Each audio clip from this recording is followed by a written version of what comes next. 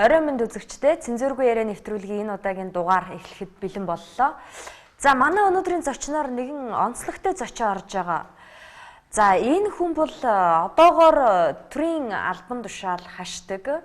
Бас тодорхой Монголын сүүлийн 25 жилийн улс төр эдийн засагт өрнсөн хөшигний цаатах үйл явдлыг мэддэг. Би магадгүй энэ хүнийг бас оролцсон байх гэж харддаг. Энэ хүн манай өнөөдрийн нэвтрүүлэгт оролцож бүх зүйлийг ярихаар болсон юм а. Гэхдээ энэ хүн одоо тодорхой албан тушаал хашдаг учраас нүрээ ил гаргаж болохгүй. Яг л энэ хүний аюулгүй байдал амь насны баталгааг бид хангах ёстой. Тийм учраас энэ хүн багтаа ирсэн юм шүү. Ингээд зочноо танилцууллаа. Танд орой минь төргийа. Баярлалаа. Та бүхэнд гэсэн орой минь төргий. За юуны өмнө ямар ч үсэн өөрийнхөө аюулгүй байдлаар дэмчин тавьж манай студид хүрэлцэн ирсэн танд бас талархан зүйтэй юм аа. Сэтгүүлч бид нар мэдээллийг их сурвалжаа нууцлах эрхтэй болсон учраас таныг хинбэ гэдгийг би одоо манай энэ студид байгаа хүмүүс хэлэхгүй байх баталгааг гаргаж өгч байгаа маа. Ингээд та ярилцахад бэлэн үү? Тэр хувийн дагуу мэдж байгаа учраас би бас оролцож байгаа маа. Та нарыг аюулгүй гэхийн тэр баталгааг хангана гэдэг үднэс их сурвалжийг нууцлаж чадна гэдэг үднэс би энэ нэвтрүүлэгт оролцож байгаа. За өнөөдрийн мэдээж улс төр эдийн засагт өрнөж байгаа хамгийн том сэдэв бол модонд орж байгаа сэдэв бол 5 толгой шүү дээ. Энэ 5 толгой үйл явц ер нь Монголын улс төрд бас их эртнээс эхэлсэн юм шиг санагдах юм. Тэгээд одоо анх бол мэдээж 5 толгой Сүхбаатарын Батболдын өмч байсан. Монгол улсын ерөнхий сайд байсан. Одоогоор улсын хурлын гишүүн байгаа. Сүхбаатарын Батболдын өмч байлаа. Гэтэл гинэт Батболд тэр 5 толгойгоо улсад хүлээлгэж өглөө. Энэ үйл явдал яаж өрнсөн юм бэ? Батболд яагаад тийм шийдвэр гаргах болсон бэ? Эндээс 5 толгойн улс төр эхэлсэн үү? 5 толгойн улс төр бол ерөөсөө 2004-5 оноос эхэлсэн. Ер нь 5 толгойн түүхийг ярих юм бол 5 толгой бол 1950-ад оноос эхэлсэн улсын хөрөнгө оруулалтаар хайгуул хийж байгаа газар. Ингээд 1990-ад он болоход бараг 20 сая долларын хөрөнгө оруулалтаар Монголын геологчид үеийн геологчид хайгуулын хийж нөөцийн тогтоосон орд. За. Энэ бол нийт энэ орионд бол 8 тэрбум орчим тонн нүүрсний нөөцтэй. За нийтдээ 8 тэрбум. Одоо 90 оноос өмнөх Эрдэс баязыг геологийнхны одоо нөөц тогтоодог аргачлалаар ярих юм бол нийт 8 тэрбум тонн нөөцний 65-аас 70% нь балхаад нөөцийг тогтоодог юм. За. Тэр нь бол өөрөө 5.6 тэрбум болж байгаа юм. Яагаад тэг баталгаат нөөцөө тогтоодог гэхээр тэр баталгаат нөөцөн дээр хот тосгон, суурин, ажиллах хүч, үйлдвэрлэлийн хүчин чадлыг бүгдийг нь тооцдог учраас тэгж хийж байгаа. За. Ингээд нийтдээ бол 8 тэрбум тонны нөөц бий. За. Ингээд яг хоо социализмын үед бол 5 толгойг ашиглахаар олон сэвийн орнуудад болон сэвийн гишүүн бус орнуудад санал тавьж байсан.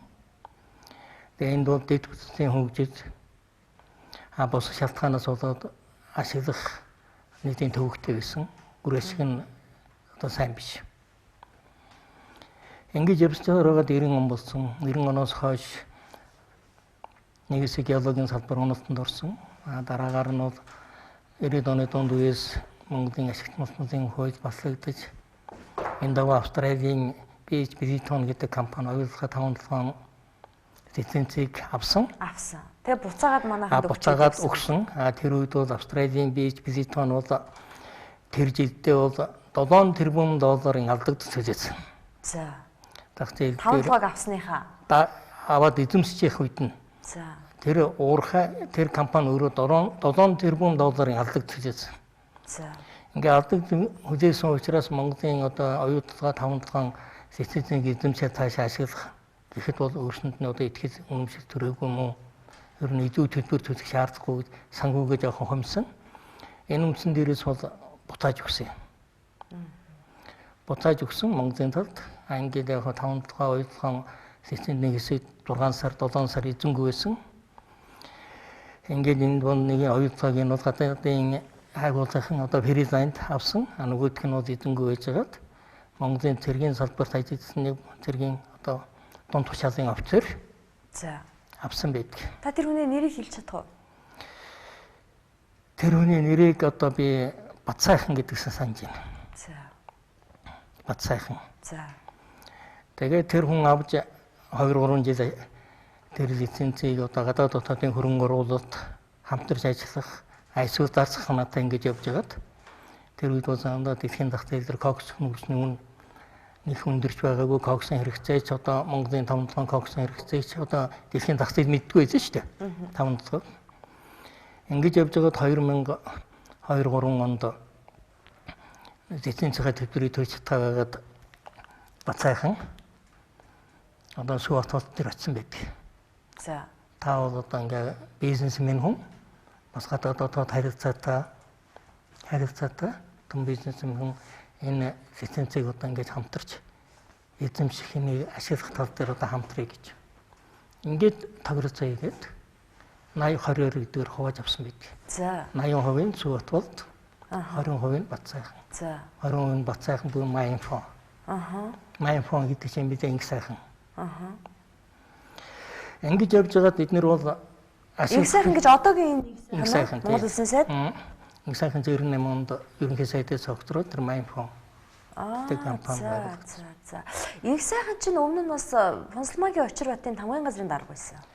Энэ бол ер нь 90 оноос эхлээд тамгын газрын дарга байсан шүү дээ. 90 он, юу вэ? 90 онд чинь тамгын газар ерөнхийлөгчөөр сонгогдсны дараа тамгын газрын дарга болсон. Тэрнээс өмнө эдийн засгийн гадаад харилцаа хангамжийн яам гэж хад Очир батын сайд байх үед сайдын дүүсэх байсан шүү дээ. Очир бат чинь болохоор геолог уул уурхайн дэд сайд байсан.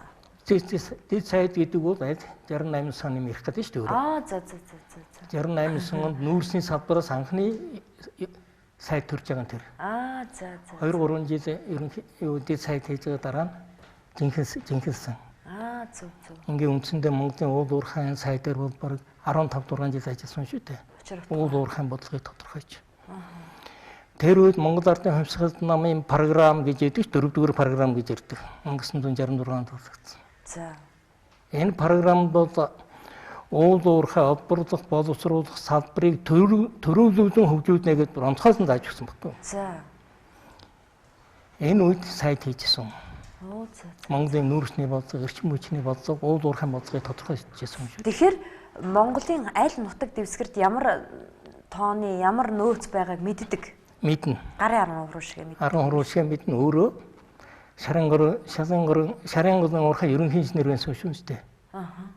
60-аад оны үеийн Шарангорыг ашиглаж эхэлсэн уул уурхай, ил уурхай шүү дээ. Юм баггүй. Тэгээд дараа нь яг хуу эдийн засгийн гадаад харилцаа хангамжийн сайд богино хугацаанд тэгээд 90 онтой болоод тэгээд ардын хүртэн тэргүүлэгчдийн дарга тэгээд ерөнхийлөгч гэж авсан. За тэгээд Майны инфо Сүхбаатарын Батулд нөгөөх нь хэн гэлээ?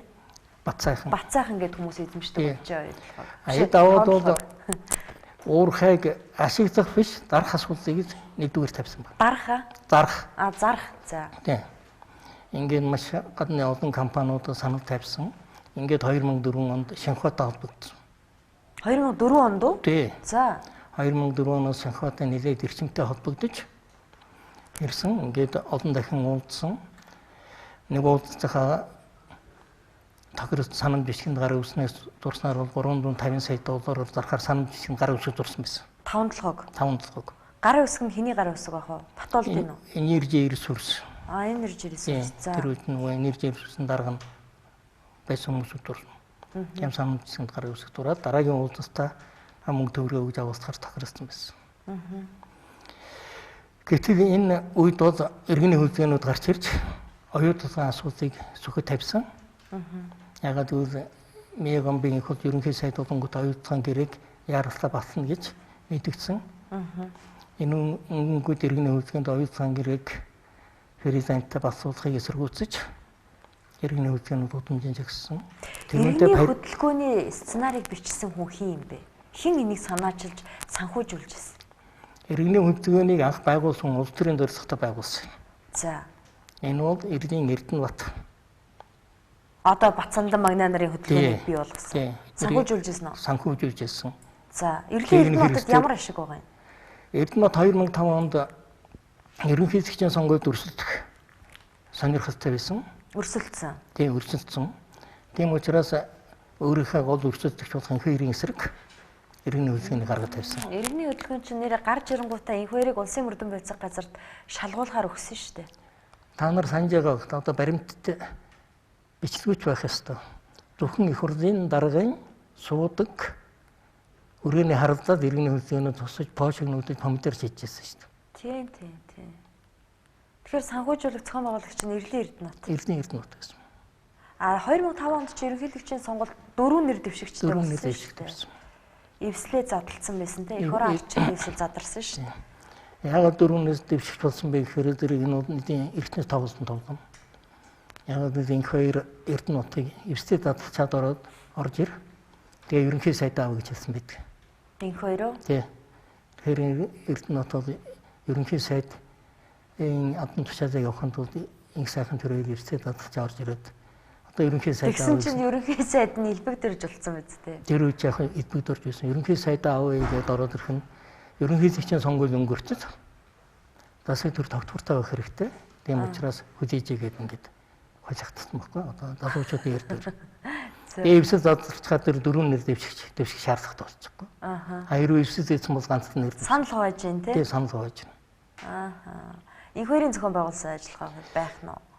Эвсэл задлах нь нэг талаас энэ хоёрыг зохион байгуулсан ажил, энэ хоёрын нэр хүндийг унгаах ажил Эрдэнэт. Ингээ хоёр талаас хоёр хэрэгсэл яваад оролцсон. За тэгээд ерөнхийлөгчийн сонгуулийн дараа ерөнхий сайд унсна. Элбэг дөржиг огцруулаад инх холдыг тавьсан шүү дээ. Тий, инх холдыг тавьсан. Инх холдыг тавиад инх холдыг ерөнхийлөгч инх хоёр бол юу яасан гэхээр зэрэг 5 асуудлыг шийдэж өөрөө өгсөн. Инх холдод. Тий, зөвшөөрөг. Тэрнээс өмнө 5 асуудал бас явагдсан шүү дээ. 4 оноос эхлээд 5 он Шинхуатай нөгөө хилцээр хийгээд яваад байна. Хилцээр хийгээд иргэний хөдөлгөөнүүд удамжинд оролцоод ташаарлаад 5 ордоор 5 доор байгаа хөрөнгөөр Улаанбаатар шиг 10 хэдэн хот 20 хэдэн хот байгуулна гэж одоо тэгэл ярьдаг байсан шүү дээ иргэний хөдөлгөөнүүд чинь. Болон 5 толгойг 350 сая доллараар зарах гэж ийсний эсэргүүцсэн болохоос биш Батболд идэг хүнийг эзэмсэж байгаад нь дургуутсаж эсэргүүцсэн биш үү? Хамгийн гол нь тэр мөнгөнд дүнгээр зарах гэж байгаад нь. Тий. Монголын ард түмний хэдэн 10 жил 100 жил тийм ээ 2-300 жил тэжээх тэр ордыг 350 сая доллараар зараад энерги ресурсэд багцээсэнд 14 компани 10 50 сая доллар хувааж авахаар тохиролцсон байсан байхгүй. Тэрийг эсэргүүцэж яасан. За тэгээд инх болд үүргээ биелүүлж чадаагүй учраас огцорсон уу? Инх болд үүргээ биелүүлж чадаагүй дэ огцорсон биш. Инх бол худалдаа хөгжлийн банкнаас үлж огцорсон. Худалдаа хөгжлийн банкыг яасан? 2001 онд худалдаа хөгжлийн банк хөвчлөгдсөн шүү дээ. Худалдаа хөгжлийн банкыг хөвчлөгдөд бол одоогийн НИМС инх хоёр нар оролцсон. НИМС инх хоёр Чулуунбат нараа оролцож инх хоёр тэргүүтээ олигархууд худалдаа хөгжлийн банкыг авсан. Гадны Жерал Металл гэж өнгөт металлын бизнес хийдэг, банк санхүүгийн бизнес хийдэг тэр компани авсан шүү дээ. За тийм нэг хэсэг бөө юм болсон тий. Ингээд 2006 он болсон. 2006 он болонгууд юу болсон гэхээр зэрэг Чулуунбатын бүрэн эрхийн хугацаа дууссан. Чулуунбат бүрэн эрхийн хугацааг үргэлжлүүлж сонирх хэрэгтэй байсан. Энэ хоёр өмнө зөвшөөрөөгүй. Чам үргэлжлүүлж зөвшөөрөхгүй гэсэн. Ингээд Чулуунбат эргэж Жерал Металл дээр очиж худалдаа хөгжлийн банкын бусдаа өөр хүмүүс одоогийн эзэмшиж байгаа хүмүүс худалдаж хайцсан зохион байгуулсан байдаг байхгүй. Тэрийг инх холдыг авлаа гэж инх хоёр хардаж инх хоёрын засгийн дээр огцруулсан шалтгаан тэр. Тэгээ 9-13 их хурл дотор гаргаж ирж инх холдын засгийн газар огцорж ирлээ шүү дээ. Тэгээ баяр болсон. Тэрнээс өмнө яг хөр нэгэн худалдаа хөгжлийн банк энэ асуудал өөр тийшээ явсан учраас инх хоёр инх холдыг огцруулахын тулд баярыг Москвагаас авчирсан байна. Чамаг намын дарга болон чи юу миний 2005 оны ерөнхийлөгчийн сонгуулийн кампанид ажиллах өдөрт би чамаг намын дарга болон бүрэн эрхийн хугацаанд дуусах багт нь Москвагаас авчирч ерөнхий нэрийн бичгийн дарга болгож ирсэн. За тэгээ баяр ерөнхий сайд болсныхоо дараахан Батболдын одоо нөгөө 5 толгойг 100% төр давж яана гэд 4% нь одоогийн энержи ресурс өгсөн шүү дээ ухаан худгийг. Нэгэн тэнхүүлтийн засгийн газар авч чадаагүй. Энхүүлтийн засгийн газар яагаад аваагүй гэдгийг бас тодорхойлох ёстой доо. За. Энхүүлтийн ойр тойрны хүмүүсүүд бол 5-7 тэр 14 дотор байсан байхгүй. 14 Нөгөө эзэмшиж байгаа компаниуд дотор. Тэр чинь одоогийн Energy Resources 14 компани байгаа шүү дээ. тий. Тэр 14 дотор бол энхүүлтийн хүмүүсүүд байсан. Тэнд ч одоо энэ Апугаас шунглаа бүгд байсан шүү дээ. Апугийнхан байсан. Консламагийн Очир бат байсан. Одоо хин Молекул бат хоёр байсан. Молекул бат Монгол Ардын хамсгалт намаас нөгөө Цэнгэл гээд Бадамж оноо энэ төргээд бүгд байгаа шүү дээ. Тийм тэд нар байсан. Очир бат бол сүйд нь Батуулдыг дарамтгаж авсан байхгүй хувь. Миний ард нүүрсний 30-40 доктор байгаа. Чи 5-7-ыг надуугаар ашиглаж чадахгүй шүү гэж дарамтгаж авсан. Хин Очир бат. Батуулдаас хувь. Тий. Очир батгын тухай их сони юм өчигдөр уржигдэр одоо ингээд олон нийтийн мэдээлэл хэрэгслэр сони хэвлэлээр гарлаа. Энэ нь одоогийн 5-7-ыг авах гээд байгаа нөгөө Energy Resources чинь 24 мянган долларын цалин авд юм биш үү? Үндсэн хуулийн зэцийн гишүүн хувийн компаниас зөвлөх хийгээд тийм цалин авд юм байна. Одоо манай найруулагч дүрсээр өгж байгаа бох дэлгэцэнд. Та тэрийг юу гэж бодож байна? Энэ үнэн үү? Би одоо нүдээр хараагүй учраас сонсоогүй учраас мэдэхгүй байна. Ер нь уг хүнийх нь хувьд аваад үзэх юм бол энэ бол чадна. Тэр социализмын үед төв ширч мөчний сайд байхдаа 2 айлын орон сууцны изүүд 1 айлын болгож авж иж намын хинээ шалхахаар орж исэн шүү дээ. Тийм үү? Социализмын үед үү? Тийм 72 хүрэн. За. Тэр 2 айлын байрын нийлүүд 1 айлын болгож засвар хөнсөйн өөр аж ахуйн компаниудаас өөрийнхөө яамны аж ахуйн байгууллагуудаас засвар хөнсөйн хийж тэр намын хинээ шалхахаар орж исэн шүү дээ. Тэг шийтгүүлжсэн үү? Зүгээр анхааруулга авч ирсэн байх. Ямар ч байсан тэгсгээд нам жим өнгөрсөн л доо. Одоо ингээд 5 толгоон Energy Resource-ын захиалга нэвтрүүлгүүд телевизээр гарахаар очир утгаа тэнд нэг л их эрдэмтэн хүн шиг юм ирдэг байхгүй юу? Гэтэл өөрийнх нь тамгын газрын дарга байсан инх сайхан нь одоо тэр ажлыг удирдаа засгийн газрын нэрийн өмнөөс удирдах байгаа шүү дээ. Тэгээд очир утгаа өөрөө Energy Resource-с 24 мянган долларын цалин авдаг. Тэгэхээр энэ ч одоо сонирхлын зөрчил, хуйлдаан гэж харагдаж болох уу? Болно. Ерөөсөө тэмэг дүр зураг харагдаж байгаа шүү дээ. Одоо бол тэмэг дүр зураг гэж байгаа. Хоёул түрүүч байгаа яриа лөө би нэг ийм бэлтчихэд байгаа юм л да. Батуулд яагаад гинт 100% тэр 5-7 ордоо өхүүлсэн бэ? Батуулдыг 5-7 ордын 100% гэдэг шахалтыг бол наман ч өгсөн 5-7 асуудлыг гаргаж тавьсан нөхдүүд ч Батуулдыг шахсан. 2-5 асуудал гэдэг тухайн үед аюул том шууган тэгсэн шүү дээ. Тэр үед нь Батуулдыг ээж аав нь Батуулд дээр ирээд бид хоёр ийм шуналтай хүүхэд төрүүлсэнтэй харамсаж байна. Ээж аав нь уу? Тий. Чи энэ 5-7 төрдөн өг гэж хэлсэн байдаг. Тэгээд өгсөн гэж үү? Тэгээд ерөөсөө ээж аавынхаа үгэнд орсон. Найд нөхдийнхээ шахалтанд орсон баг. Тэгээд өгсөн. За, ерөнхийлөгч байсан инх хоёрын нэг яриаг энд бэлдсэн байгаа. Яаж энэ 5-7-ыг 100% төрд өгүүлсэн бэ гэж. Тэгэхээр одоо энэ бичлэгийг үзээд хоёулаа яриагаа үргэлжлүүлээ. Хууль эрх зүйн орчин өөрчлөгдсөн гэсэн нэрийдлэр тодорхой цөөн хэдэн хувь хүмүүсийн гарт тэр ордод орчлоо гэдэгт би их гайхаад ерөөсөө энийг төрд буцаая гэсэн. Бодох хэрэгтэй юм байна. Тий, бодъё гэсэн. Энэ 5-7 ордын асуудлыг бол ингээд судлаад үзэхэд бол одоо сүү Батуулд гээд ерөнхийдөө ажиллаж исэн тэр нөхөр маань одоо лицензийг аваад эзэмшижсэн. Тэгээд би Батуултай уулзаад энэ одоо юу лиценз юм яагаад ингэж яасан гэхээр яхав тэр үед хуулийн тийм байсан. Тэгээд гадныхаа авч ягаад одоо хөрөнгө оруулалт хэрэгтэй юм байна. Их хол юм байна. Дид утас муу хөгжсөн юм байна. Усны нөөц буутай юм байна. Гэх зэрэгээс шалтгаалаад одоо ашиггүй төсөл гэж үзээд ингээд буцаасан. Тэгээд би бас авцсан байгаамаа гэж. Тэгтээ ингэж хэлж байгаа. Тэгээ энийг бол гэхдээ би ганцаараа барахгүй тийм учраас бол хэрүүл маргаангүй шийдэе гэж. За хэрүүл маргаангүй шийдэх гэж юу гэсэн үг юм бэ гэхээр яг одоо ингээд улс төрийн бүлэглүүдэд бас ашиг сонирхлын тусгай л даа гэж. За тэгээ чи яаж байгаа шүү. Би тэгээ тодорхой хүмүүстэй ярьж байгаа, хийж байгаа, орцсон байна. За ямар за Бадамжны энэ холдыг төлөж орцсон байна. За ингээд элбэдэрж тэр үед ерөнхий сайдаас сүлд ирэх хэрэг байсан. Элбэдэрж орцсон байна. За баяр орцсон байна. Сүүлд энэ чинь энэ яриач хэдэд дахин болж би зөв товчилж ярьж байгаа. Ингээд та ор л доо. За тэгээд дээр нь одоо бусад хүмүүс ингээд орцсон байна. Яг энэ чинь бүгдээр нэг юм хариуцж байгаа. Шил одоо Монгол Ардын хувьсалт нам дээр ямар нэг асуудал гарахад бол бадамжны иргэд энэ хөлтэйгээ хариуцж байгаа. Гэмтэй. Арчилс намыг одоо тэгж хариуцж байгаа гэмтэй. Их тэхгүйгээр ингээд явахгүй юм байна гэж. Тэгэхээр би за яг ингээд энэ арга чинь тэгээ зөв үү буруу юу? Тэ энэ чинь зөв биш баха. Энэ асуудлыг одоо ингэж хэдэн хүмүүс хувьд хийж байгаа маягаар ингэж шийдэх нь буруу баг. Тэгээд тэр Батболдод аргагүй юм ярьж байгаа юм да. Одоо өөр би ингээд ганцаараа энэ төслийг босгох чадахгүй, хийж чадахгүй. Тэгээд ингээд хажуунаас шийдлээ уулаа гэдэг ингээд сэрдээд байгаа юм чи өөртөө тэгэл ороод хамтдаа хий л да гэж. Яг зарим бизнесмэнүүд орж байгаа. Гэхдээ тэр бизнесмэнүүд бол ямар буруу байх вэ? Тэр угаасаа орж байгаа. Зөвхөн улс төрийнхэн бол тэгж орж байгаа шүү. Улс төрийн нөлөөнд одоо энэ төсөл байдаг учраас бол улс төрийнхнийг өөрсдийнх нь ажлын оруулахаж арга байхгүй гэж.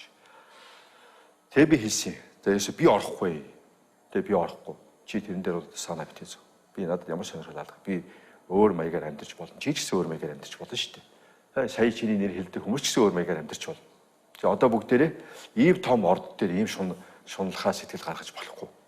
Тэгээ энэ ч үстэй бүр үнэхээр утгагүй асуудал. Өөр жижиг сажиг юм дээр бол одоо яг вэ тэгээд намын санхүүжилт, манхүүжилт тэгээд өнөөдрийн хууль эрх зүйн орчин муугаас болоод бид өөрөө ирэхгүй одоо зохицуулах асуудал зөндөл байдаг. Гэхдээ энэ бол болохгүй. Энэ стратегийн том орд дээр бол болохгүй. Тийм учраас би тодорхой санал тавина. Чи энийг 100% ард түмэндээ буцааж өг. Төрд буцааж өг. За ингээд энэ хоёр ингэж шахалт үзүүлсэн гэж. Энэ хоёр шахалт үзүүлэхээс өмнө энэ хоёрын шахалт үзүүлэхээс өмнө Батболд 5 дахь төрд үгүй гэдгийг нэр бүхэн хүмүүс амуулсан байсан байхгүй юу? Тийм үү. Тэр үеийн сонин байгаа. 5 толгойн Батболд гээд Монгол орны газрын дураг зураад Алтан таван богдны өрөөнд Батболдын дургийг тавьж агаад бичтэн том байгаас 2 нүр юм. Тэрний дараа тэр материалыг гарсны дараа ээж аав нь асуулт үүсгэж найз нөхдөд нь асуу чи төрдөө өг гэж тэрийг бичсэн тэрийг асуултыг гаргаж өгсөн хүнд нь би өгнө гэж амласан байдаг. Тайлгаач даширэнцэн биччихээ лөө. Тэгсэн. Тэгсэн шиг санаж. Тэгээд төрд нь буцааж өгнө. Би ганц шийдвэр гаргасаа. 5 цаг төрд нь буцааж өгөхөр шийдлээ гэж хэлсэн байдаг. За ингээд тэр мэдээллийг бол энэ хоёрт тодорхой хүн хөргөсөн байдаг. Харин тэр мэдээлэл дээр энэ хоёр Батболд хоёр тохиролцоо их гэж оруулсан байдаг. За ямар тохиролцоо? 49-ийн хийн эзэмшгүй 51-ийн хийн эзэмшгүй. За. Энэ дээр тохиролцоо байхгүй. За. Тохиролцоо чадаагүй. Чадаагүй. Энэ хоёр болохоор би ерөөсө 5 толгоогоос хол би тийм шунхай муухай юм хийдэг хүн биш гэдэг байгаа шүү дээ. Яг хүн бол өөрөө тэгж ярьж шүү дээ. Тэр үедээ тэрийг бичсэн сэтгүүлч тэр мэдээлэл гаргасан хүнийг Батболдод дааж өгсөн байдаг шүү дээ. Ийм хүн энэ мэдээлэл гаргаж ингэсэн шүү гэж. Оо за. Та нар тэр хүнийг таньж аваарай, мэдэж аваарай гэж хэлсэн байдаг шүү дээ. За тэгээд нөгөө 4% энержи ресурс үлдээгээд 96% төр давчлаа гэсэн чинь хамаг өрмийн энержи ресурст өгчихсөн байсан гэдэг. Яг л тэгж шүүгсэн л да. 5 дахь нийт нөөц дотор бол Ухаан хотог бол 480 сая тонны нөөцтэй. 4.5 тэрбум доллар. Тийм, тэрний 80% нь коксох нүүрс гэж. Уул геологийн нөхцөлийн хувьд бол ерөөсө 5 метрээс 35 метрийн хөрс суулт хийгээд ухчихна. Шууд хурцдна гэсэн үг. Уул геологийнхаа нөхцөл болсон. Энийг энержи ресурс гэсэн. Энержи ресурс түүх ямар шаардлага байхгүйсэн. Ягаад гэвэл улсын төсвийн хөрөнгө оруулалтаар хайгуул хийгдсэн. Эднэр тэр нөөцөө нэмэгдүүлээгүй. Гэтэл энд бол их шаардлага байхгүй шүү дээ. За яг л эцсийн төлбөрийн төлжсөний хувьд бол тэрийг өгж болно. Одоо сайн яагаад өгчихсэн энержи ресурс? Энд бол баяр энержи ресурсын хооронд 8 шивсэн. Яг хоо энержи ресурсууд нэг тайлбар хийдэг.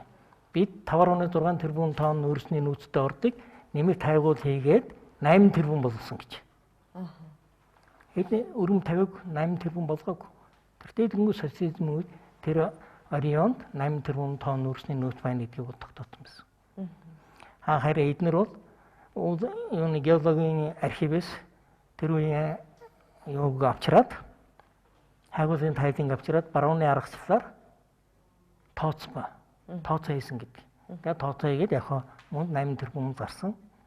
Тэгээд 8 тэрбум нөөц болгосон одоо 3 тэрбум 2 тэрбум гаранаар нэмсэн гэдэг шүү дээ эдгээр чинь.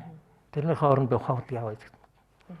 Ухаан удгийг энержи ресурс төх 5 толгойд авах хоёрын хооронд дуучилсан балд орж шүү дээ. Балд орж дуучилж явж байгаа тэгээд архитаа тархиад залгамнаас орсон. Тэгэд баяр дараа нь Батболдод ерөнхий сайдын суудлаа өгсөн. Энержи ресурсыг ярихад байна шүү дээ. 5-7 асуудлыг ухаан удгийг юунд төгснөхэд энержи ресурс төгснөхэд төлөө тэндээс намынхаа санхүүжилтийг авсан шүү дээ. Сонгуулийнхаа санхүүжилтийг. Өөрөө ч тодорхой хөвөрсөн. Баяр уу? Баяр одоо оюутлын гэрэн дээр яаж хөвөрсөн нь одоо илэрч шүү дээ. Тэр үншиг 5-7-оос бас тийм байж байгаа шүү дээ. Яагаад Балдар тэдний хооронд зуучилж байна? Балдар баяр хоёр найз. Төрийн ажиллалаар явах хэрэгтэй шүү дээ. Тэгээ 2008 онд баяр намаа удирдах сонгуульд ороод тэгээ амжилтгүй болоо зү. Угаа ялсан тэгсэн хэрнээ 7 сарын 1 гэдэг аимшигтай үйл хэрэг болсон шүү дээ. Би 7 сарын 1-ний дүрсийг найруулагчиг юунд өгөөч гэж хүсэж байна л да. За 7 сарын 1. Хүмүүс их амархан мартамхаа шүү дээ. Мартаж болохгүй юм байгаа юм л энэ ч удаа. Энд чинь бол одоо өдөр дүнгиж эхэлж шүү дээ. Тэгээ оройдоо ямар аймаар юм боллоо.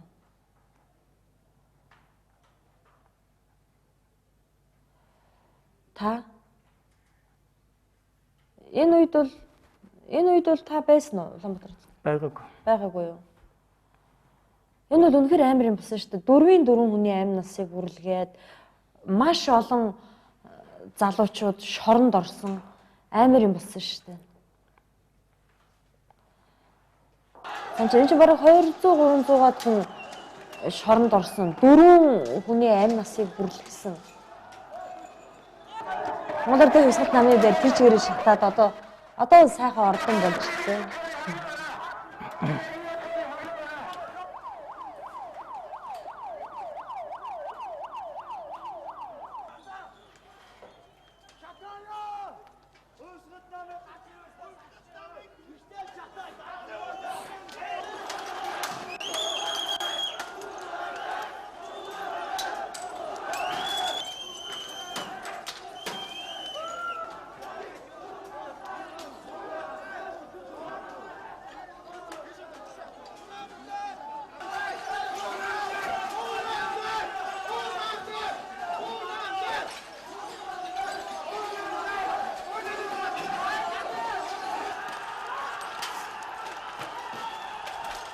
Одоо бүр ширүүсэж шүү дээ.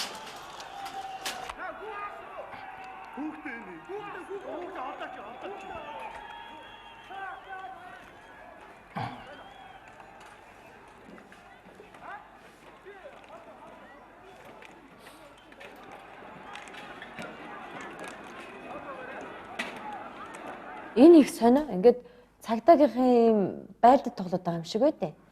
Тэгэд энэ бол үнэхээр харамсалтай үйл явдал болсон шүү дээ. Өөрөө түрүү намайг энд байсан уу гэж асуусан тий? Тэгсэн. Би жагсаал дотор бол байгаагүй. Би холгон сул ажиллаж байсан.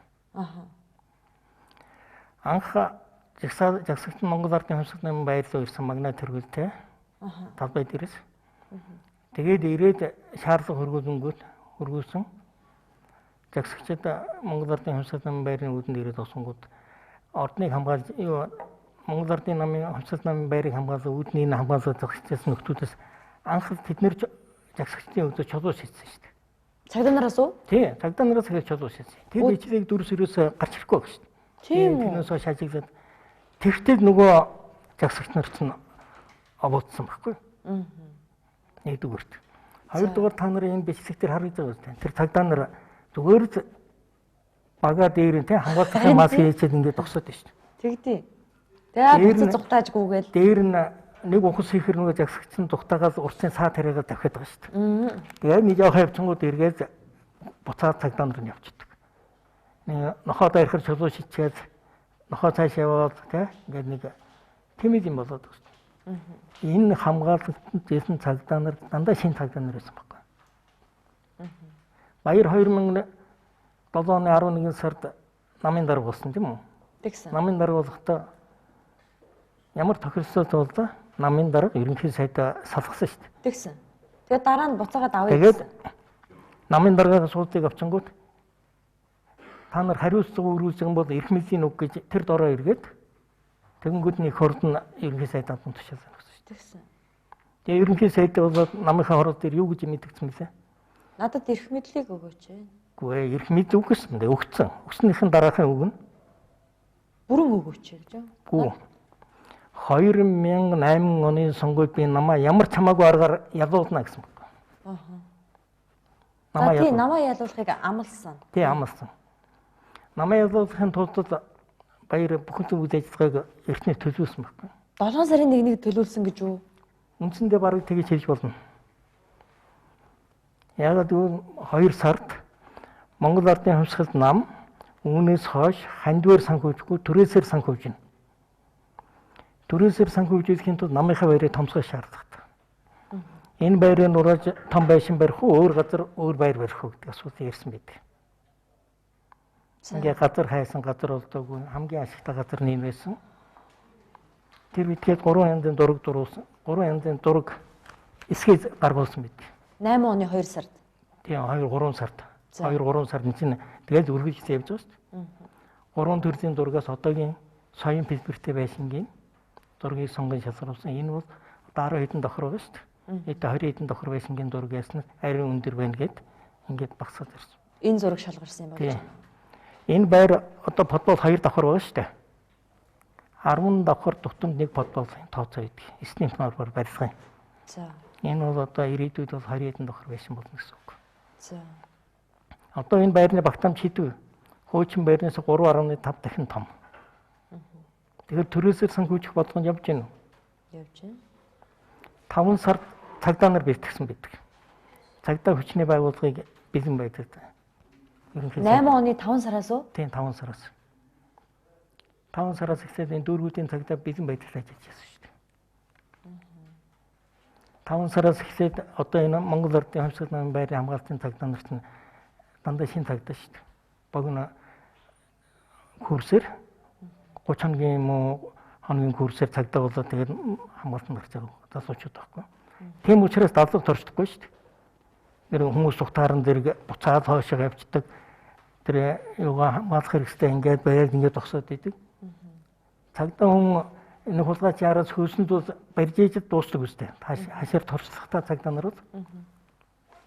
Тийм хийх шүү дээ. 7 сарын 1-нд буудах тушаал өгсөн хүн одоо хүртэл олддоггүй шүү дээ. Энэ бол улс төрийн шийдвэр шүү дээ. Одоо юу бидхэн буудах тушаал шийдвэр гаргасан хүмүүсүүд нь байж байгаа шүү дээ. Тэгээд та баярын аюулгүй зөвлөл дээр гац зэвсэг хэрэглэе гэж хэвчээсэн л байдаг шүү дээ. Тэр үндэсний аюулгүй байдлын зөвлөлийн тэр хурал биш. Ерөнхийлөгч нөгөө намын дарга нарыг дуудаад нэг өрөөнд уулзсан шүү дээ. Тэгэхэд элбэгдэрж та нуусын бууцсан сумны чинь хонгоо миний команд байна гэж хэлсэн байхгүй. Тэр хонгог тэгэхээр элбэгдэрж хаанаас олсон юм болж байна? Тэр бууцсан усуудыг дагаж яваад хонгогийн цогцолж авсан байгаад. Тэгэхэд чинь тэр буудаж хүний аймнаас өргөдөөгүй байсан санагдаад байдیں۔ Тэрийг би анзаараагүй. Хэрвээ буудсан тэр чинь цөөхөнд буудсан шүү дээ. Мэдээж баярны галт сумаар бол цөөхөнд буудсан. Тэгээд тэр цөөхөн хонгойг олж авна гэдэг бол бас сонир асуудал. Харин тийм. Тэгэхээр 5 толгойн биш 5 толгойг нь 7 сарын 1-ний ард улс төрийн ашиг хонжоо хайгчид байсан байх нь. Байна. Монгол Ардын хувьсгал намын нийт дэвшүүлэгчдээс эхлээд энийг төлөвлөжсэн. Хан улс дүүргийн засаг дарга, Баян улс дүүргийн засаг дарга хоёрын нийт дэвшүүлэгчтэй сонгуулийн дараа ялсан ч ялаагүйч жагсаал зохион байгуулна. Та нар мянган найдвартай залуучууд бэлтгэхээрэй гэж үүрэг өгж тэдний тийм боловсролтойгоор нэр дэвшүүлсэн байдаг шүү дээ. За тэгээд Монгол ардын хувьсгалт нам, одоогийн ардын нам ялалт байгуулсныхаа дараа 7 сарын 1-ний дараа арчилсан намтай эвслийн засгийн газар байгуулсан. Тий. Энэ бол одоо 7 сарын 1-ний хэргийг бүлээн туулах гэсэн өөрөөсөө ялаас зайлсхийсэн алхам мөн үү? Энэ бол түүний том нотлохоо. Баяр болохоор том төслүүдэд явуулах гэж энийг хийсэн. Үгүй тэр бол том төслөө явуулахын төлөө биш үгүй. 7 сарын 1-ний хэргийг өнгөрсөн далдлахын тулд том төслүүд явуулах гэсэн гоё нэр гаргасан байна. Дээр нь Олимпиадад Олимпиад аврал төрчөнгүүд тэргээр ард түмний тайвшруулах гэсэн ийм юм явсан шүү дээ. Тэгээ яагаад ерөнхий сайдын суудлаа өгч буцаагаад 11 сард нь өглөө? 2009 оны 10 сарын 27-нд төгссөн. Яагаад ерөнхий сайд өгсөнгөө цаана баярыг 2009 оны 8 сар ихэж ерөнхий сайд өг гэдгийг бол улс төрийн хүрээнийхэн бол тодорхой хүрээнийхэн бол баярыг шахаж өгүүлсээр болсон. Тэгэхгүй бол 7 сарын 1-ний оюутлахын гэрээний асуултыг гаргаж тавина гэж. Үнэхээр 7 сарын 1-нд манер хариуцлагагүй хандсан, оюутлахын гэрээнд хариуцлагагүй хандсан учраас цаашдаа Монголын төрд бол баяр гэдэг хүн гавьяа байгуулах юм байна, гай тарих юм байна гэдэг юм тийм дүгнэлтэнд хүрсэн байна. Тэгээ яагаад баярын залгамжлагч Сүбатулд гэж? Баярыг өөдөөс зоригтой дуурч тэр бүгдийг нь шахалт үзүүлэх юм бол Сүбатулдаас өөр байгаагүй байна. Сүбатул тэгж хүнд одоо шахалт үзүүлэхээр тийм хүн мөн үү? Яг наана бол их сайхан юу одоо тийм зөөлхөн хүн болов цаанаа бол айгүй хатуу хүн шүү дээ. Тийм үү? Тийм. Баярыг шаханд оруулах хэмжээний хүн мөн гэж үү? Баяраас өөр тэр үед Батболдоос өөр баярыг тгий шахах хүн байгаагүй. Сони юм аа. За тэгээд баяртай холбоотой сүүлийн үед нэг юм байрны асуудал гараад ирсэн юм Америкт. Уг нь баяр миний нөгөө хөтэлдэг энэ цензургүй яриа нэвтрүүлэгт орохдоо энэ байрны талаар нодлон өнгөрсөн жил тайлбар хийсэн юм. Эвлүүлэг гэж. Гэтэл сая бол одоо нэр бүхий улсын хурлын гишүүн мэдээлэл хийчихсэн. Хоёулаа тэр мэдээллийг үзээд тэгээд үргэлжлэв. Надад ирсэн мэдээллийг дэлгэж тавилаа. Тэгээд та бүхэн цаашаа дамжуулна үз. Би бол энийг оюу толгой гэрээтэй салшгүй холбоотой гэж бодож байгаа учраас энэ бүхнийг та бүхэн дэлгэж байгаамаа. Холбогдох байгууллагууд Монгол төр байна. Төртөө хэрвээ төртөө байгаа бол төр ажиллаж байгаа бол энэхүү мэдээллүүдийг цааш нь одоо нягтлж шалгаад цаашаа үйл явцыг өрнүүлэх үзээ гэж бодож байна. За ингээд их хурлын гишүүн уянга ийм мэдээлэл хийгээд нөгөө байрных нь зургуудыг гаргаад ирсэн. Тэр байрыг баярын одоо эхнэр хүүхдэд давааным гэдэг хүн бэлгэлсэн мэт. Одоо найруулагч маань хажуугаар дүрсийг нөх бах. Бид хоёрыг ярьж явах хооронд явж байгаа. Та юу гэж бодож байна? Энэ үнэн үү? Баяр 2006 он гэхэд бол үндсэндээ энэ түрүүчийн авгаа хүүхдээ бүгдийг Америкт гаргацсан шүү дээ. За тийм л дүү. Ногоон паспорт авч өгöd. Тийм суурь шилжсэн. Тэр 7 байрын яг хуу 5 баяр бол яхааргүй хонтолж авсан байр. 2 байр бол дарсан өрсөн. Тэгээ дараад авсан гэсэн байж магадгүй. За. Тэр 5 байр 7 байрны чинь 3 нь бол бэлгийн байр байгаа шүү дээ. За. Бэлгэлсэн байрыг нь он сараар нь хөөж харах юм бол оюутлын гэрээ басагдахаас өмнө худалдаж авсан байдаг. За. Тэгэхээр баяр ерөнхий сайд болонгуудаа баярын ерөнхий сайд болсны дараахан нефть бүтээгдэхүүн дэлхийн засгийн дээдлийн аягүй өндөр өссөн шүү дээ. Тэгэхэд улсын валютын нөөцөөр 8 сая доллараар ч илүү гаргаж байгаа маш их хэмжээний өндөр үнэтэй нефть нөөцөж явсан. Тийм. Баярын засгийн газар байгууллагад 100 хоног хот нефтийн үн өссөн. Манай улс нэг нефть тэр нефтийг үн өснөөрөө 28 сая долларыг улсын төсвөөс гаргаж 28 сая долларыг. Тэгээ 28 сая доллар. За. Тэгээ нийгэд өгсөн. Нийг болон жижиг компаниудад амсуулаад нийгэд болгосон. За. Тэн дээр хашаасаад тэр 3 баярыг бэлгэнд авсан гэж би дүгнэж байгаа. Тэр давааним гэдэг хүнээс авдаг. Давааним чинь бол нийгхийн захирал байсан юм шүү. Нийгхийн захирал орлого захирал байсан мэт дээ. Тийм. Ер нь давааним баяр хоёрын бизнес нэг шүү дээ. Одоо тэр урдсын нэгдүгээр эмнэлгийн артад нэг том байшин бариад байгаа шүү дээ. Барьсан шүү дээ. Тэр энэ тэгсэн одоо баяр давааним энтрийн нийлсэн компани барьсан компани байсан шүү дээ. Нөгөө хоёр байр нь ямар учиртай юм бол? Нөгөө хоёр байр нь бол харин чухам ямар үндэстээр аваад зарсан хийсэн нэгэн өөртөө хөдөлж авсан байгаа шүү дээ. 5 толгойн бэлэг юм биш үү? 4% energy resource өгсөний бэлэг юм биш үү? Байж болно шүү дээ. Оюу толгойх бол биш. Оюу худалдаж авсан он сар нь тохирохгүй. Хоёрдугаарт оюу толгойхон гэгдгиймаа гэхэд тийм юм одоо ириантинтой тийм аминхоо тийм бохир авилгуулахгүй шүү дээ.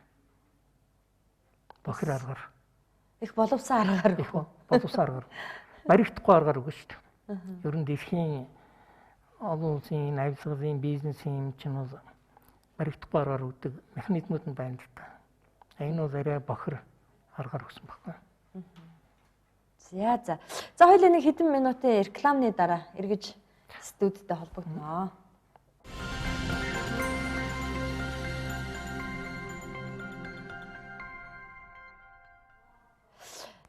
Уянга яагаад гинт баярын барид гараад ирв? Гол дүр.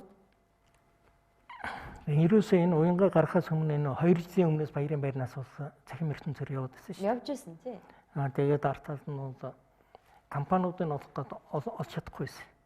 Монголд энэ компани байна уу, Америкт байна уу гэдэг ингээд явсаргаа тэгээд өнгөрсөн оны 12 сард компаниудын олсон баг. Тэгээ олоод тэгээд уянгаар одоо яг хоо нэг хүнийг ардын баатар болох хэрэгтэй байсан гэж боддог. Тэгээд уянгаар гаргасан баг. За, ерөнхийлөгч Элбэг Дорж маань их сонирн байр суурьтай байгаамаа.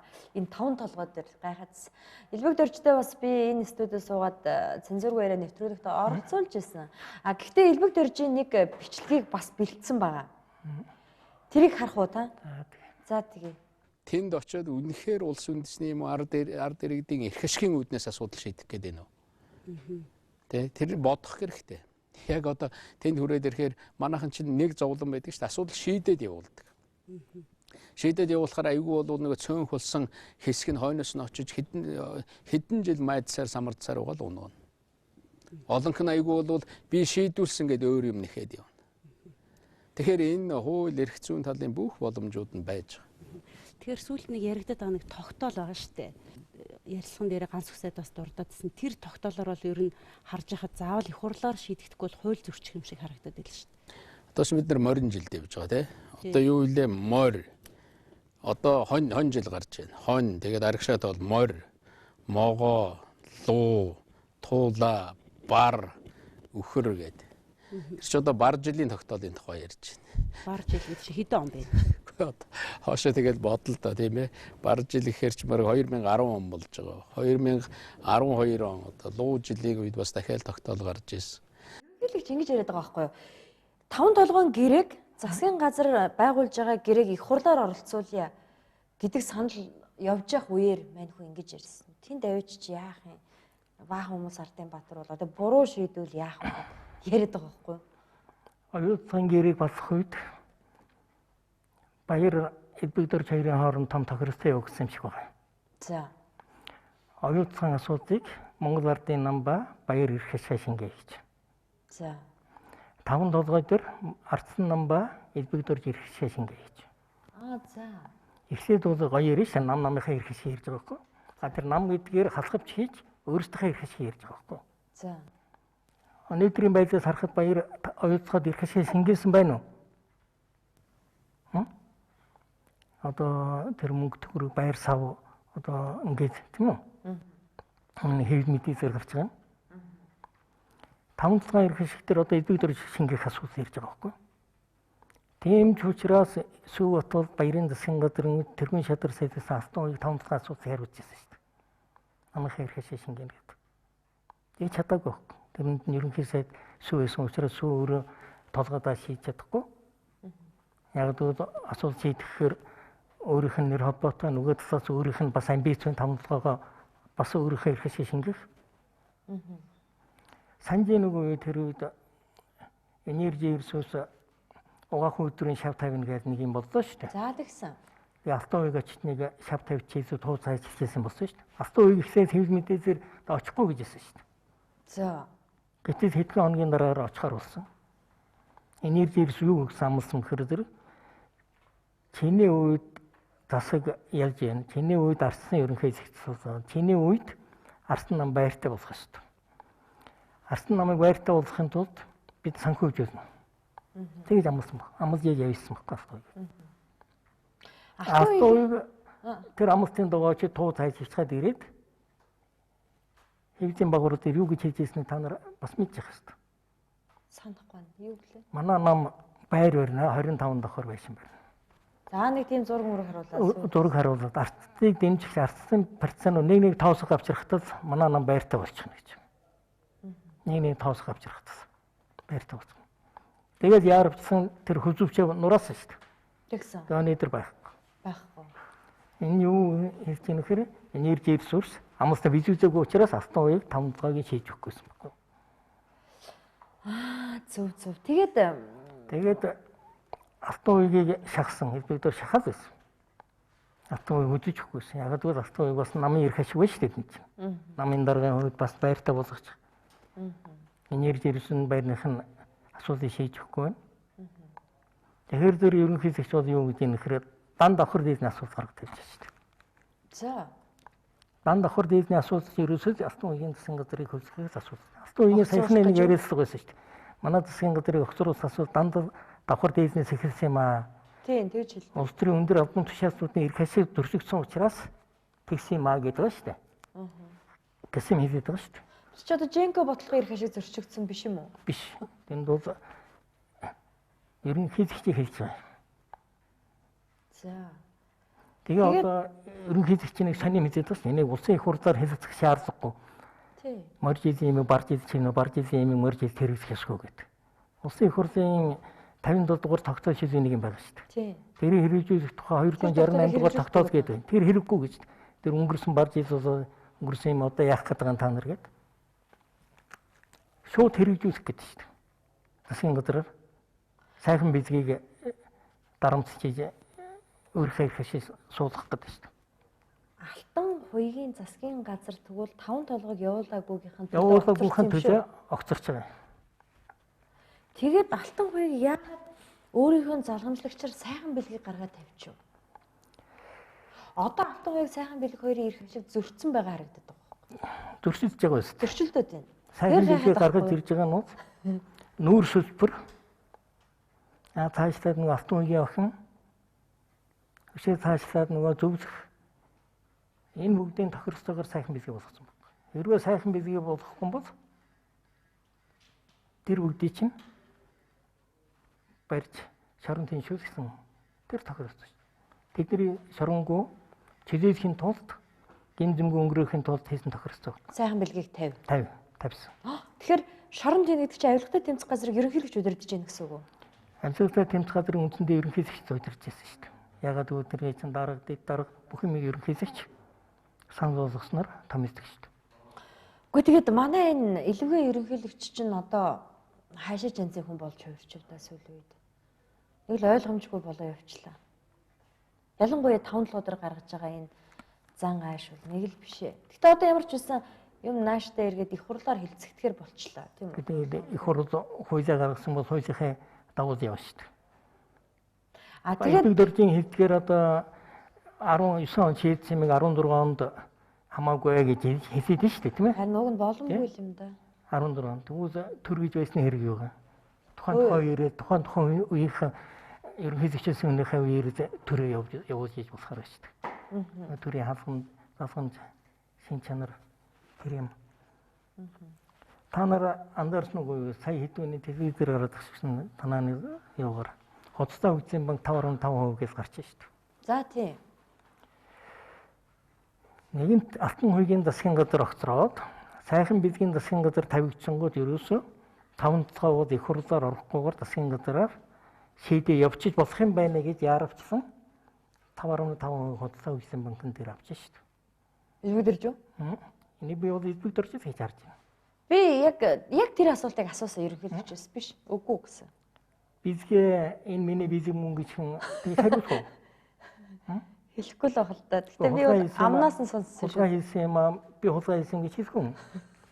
Хоцтой хөгжлийн банк шүү дээ. Санхүүгийн бизнес хийдэг байгууллага болохоос хувьцааны бизнес хийдэг байгууллага биш шүү дээ. Тийм үү. Оны өмнөх авсан байсан тий 5.5%. 2015 оны 1 сарын 22-нд авсан байгаа. 14 оны 12 сарын 31-нд төсөлтэй гаргасан байдаг.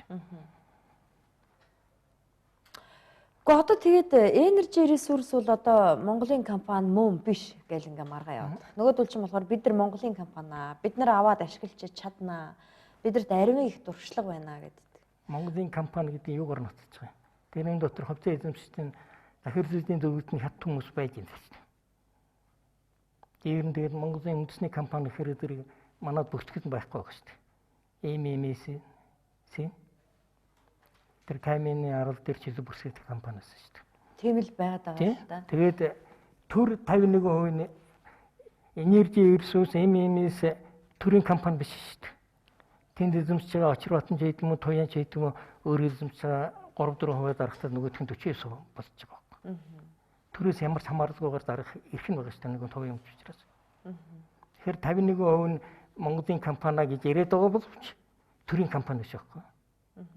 Өнөөдөр гэрээ балсагцаа Шанхайтай гэрээ балсагцаа маргааш нэг 2-3% дарагтад Монголын тал 51% эзэмшиж чадахгүй болж байгаа шүү дээ. Бид нэр чадна гэж яриад байгаа тийм үү? Монголчууд 1957 оноос хойш уул уурхай инженер техникийн ажилтныг бэлтгэж ирсэн төвхтэй. Тэрний нэг бүтээгдэхүүн Очир Батан ерөнхийлөгч өөрөө Ленинградын Горный институт төгссөн. Өөрөө шарын голын уурхайд ажиллаж байсан ерөнхий инженер. Би түрүүний намын програм хэлсэн шүү дээ. Уул уурхай холбоорлох боловсруулах салбарыг төрөлжүүлэн хөгжүүлнэ. Энэ аж үйлдвэрийн салбарт оруулж ирсэн нийт хөрөнгө оруулалтын 70-80% зөвхөн уул уурхай эрчим хүчний салбарт зарцуулж ирсэн. Хэдэн мянган мэрэгжилтэн байна, ажилтан байна. Шарын гол, Багнуур, Шивэова, Алаг толоо, Нарийн Сухад бүгд ил уурхай шүү дээ. Яг монголчууд ажиллаж чадахгүй. Заавал Шанхайг оруулж ирж ажиллах гэдэг. Тэнд ямар эрх ашиг байгаа. Тэгэхдээ энд одоо Energy Resource-ийг ажиллаж байгаа, ухаалтыг ажиллаж байгаа удирдагч нь хэн бэ? Хүнсний технологийн инженертэй ч юм уу эсвэл нэг Киев төгссөн инженер л ажиллаж байна. Очир Бат өөрөө 5% би түрүү хэлсэн шүү дээ. Миний ард нүүрсний салбарын 20-30 доктор загсаж байгаа шүү. Чи надгүйгээр энэ уурхайг ажиллуулахгүй гэж авч дарамтсаж байгаа тоо явсан гэж байгаа шүү дээ. Тэгээ Очир Бат өөрөө тийм мондөг мэрэгчлсэн бол эднийг удирдах зохион байгуулалт тэгээд үндэснийхээ компаниг босгож болно шүү дээ. Болох уугүй юу? Мэдгүй байна. Би ёстой энэ талаар мэдлэг муу байна. Яг л Монгол залуучууд монголчууд хийж чадахгүй. Монгол хүмүүс хийн гэдэг нь бол сайхан мэдээж тэр төмөр замын тэр юмын ч гэсэн Монголд одоо энэ цэрэгт байгаа хүмүүсээр тавиулаад явчихад бол болохгүй ч юм алга л та. Тэгтээ заавал нэг гадаадын мундаг хөрөнгө оруулагч хэрэгтэй гэдэг нь шүү дээ. Би ер нь олон улсын нээлттэй тендер зарсан. 350 сая доллараар зарна гэсэн тэр мэдээллийн дагуу асуулт гарсан. Тэр дарсан ч байсан билүү бид шүү дээ. Тэрний хай шанд өгөх гэдэг юм байсан. Та юу яагаад энд биш нэг ийм юм байгаа байхгүй юу? Шанхай тийм үү? Монгол улс өөрийн төр төстэй хуультай. Гадаадын нэг улсаас хараад 1-2 гэр бүлээс хараад Монголын төр бий болох гэдэг шүү дээ ирээдүйд. Од жаргал гэсэн нэг гэр бүл. Батхуу Бацайхан гэсэн гэр бүл. Тэр Очир Бат Туяамаа явал жоохон хөвт юм шиг байна.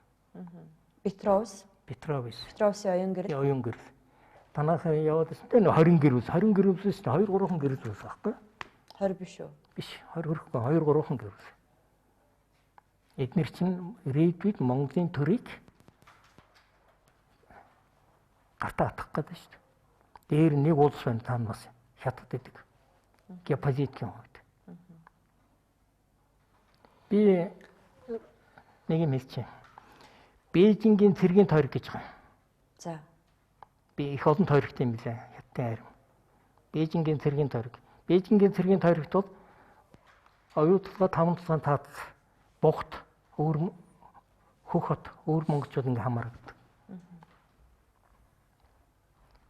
2003-4 онд үе хээрэн сургууль хийдэг. Тэнд. Яг хэлийн таа.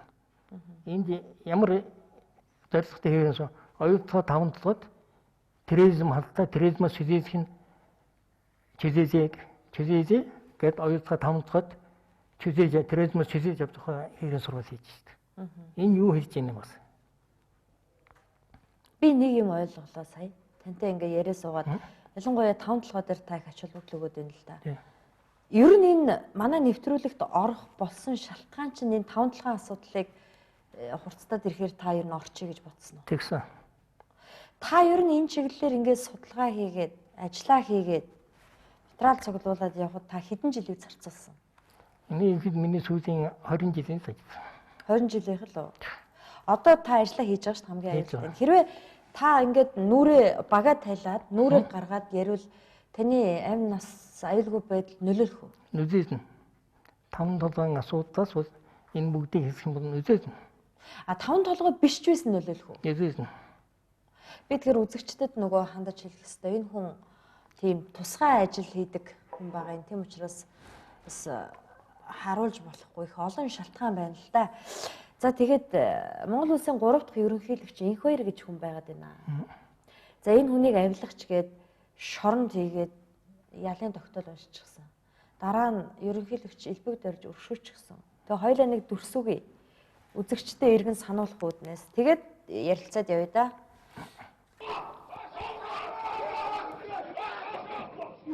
За энэ одоо нөгөө Инхбаярыг баривчилж байгаа хэрлүүн орж ирж байна. Одоо яг ороод ирлээ. За тэр цагдаагийн хүчээр оруулж ирээд бариад явчихна.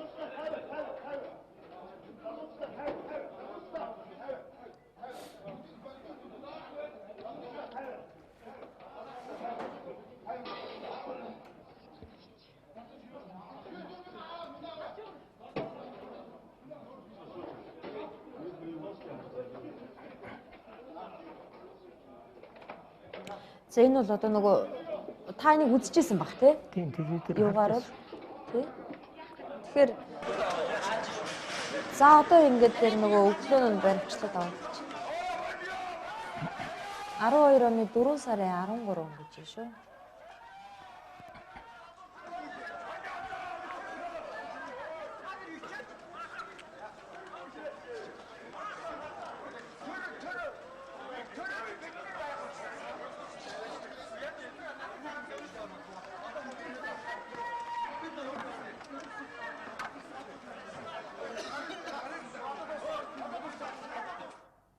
За ингээд баривчлаад аваа явсан. Тэгээд ял өгсөн. Энэ хүн өлсгөлн зарлсан. Тэгээд дараа нь өршөс. Гэхдээ ер нь жоохон айж явсан дээр баха. Манай өнөөдрийн хууль зүйн системийн тогтолцоог айж авах гол бол болохгүй шүү дээ. Хэрвээ тийм биш байсан бол та бүхэн өнөөдөр нүүрээ хараад ярьж байгаа гэсэн. Хуулийн хамгаалалт маш муу. Манай айлгуулалтын тэмцэх газрын хөрөнгө оруулалтын мэдүүлэг авч байгаа байсан маш бүтүүлэг байна шүү дээ. Одоо чи нөгөө баяр цогтын сая долларын асуудал байна. Тий. Одоо баяр ингээд шалгуулна гэдэг байгаа шүү дээ. Энд бол гарах хариу нь тодорхой байхгүй. Аваагүй байна л гэж харж байна. Баярын нэр дээр нэгч баяр алга байна. Айлгал авсан тогтоогдсонгүй гэдэг болсон. Тэргээр маш олон улс төрчид араас нь дамнах гэдэг шүү дээ. Тийм шийдвэр гаргахыг улс төрч хүсэж байгаа шүү дээ. Одоогийн энэ ерөнхий сайд сайхан билег ер нь зүгээр л тоглоомын хүн юм шиг санагдаад байна. Танд тэгж бодогддог. Би түрүү хэлсэн шүү дээ. Сайхан билег бол ганцхан зорилготой. 5 цагаан асуудлыг шийднэ. Ойлгоцоог явуулна. Гол нь 5 цагаа тэгээд сайхан билегийн үүрэг дуусна. Яг одоо харж шүү дээ. Ерөнхий сайд ард түмнээр айлсгал амлаж шүү дээ. 100 мянган төгрөг өгнө гэж юу? Та нар одоо энэ гэрээ болсон дөө та нар 100 мянган төгрөг өгнө.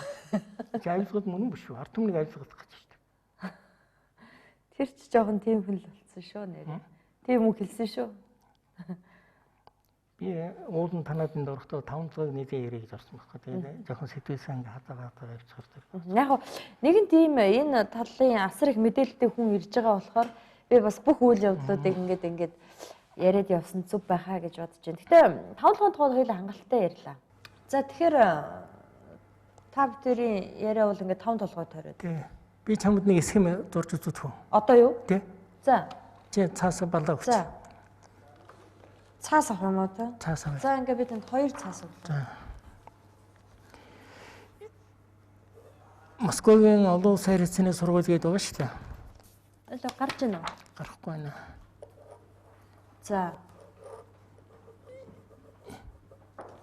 Ингээд За. Москвагийн олон улсын харилцааны их сургууль. За. ийшээ ингээд А нам. За. Ийшээ ингээд одоо ман нам. Ман нам. За. Энийг эмоогийн 10 гэж том яаж байгаа. Эмоогийн 10. За. Эмгөө төгссөн. Тий. Нэгд нь Сүү Батболд. За. Батболд.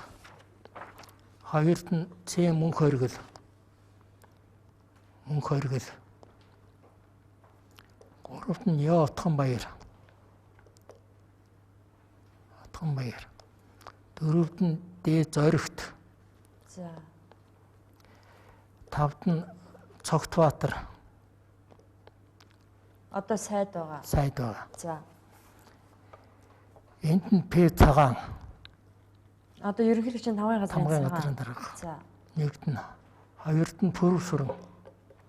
Гадаад харилцааны сайд. Сайд. Гуравт нь Баттөр. За. Дөрөвт нь Яа Батсуур.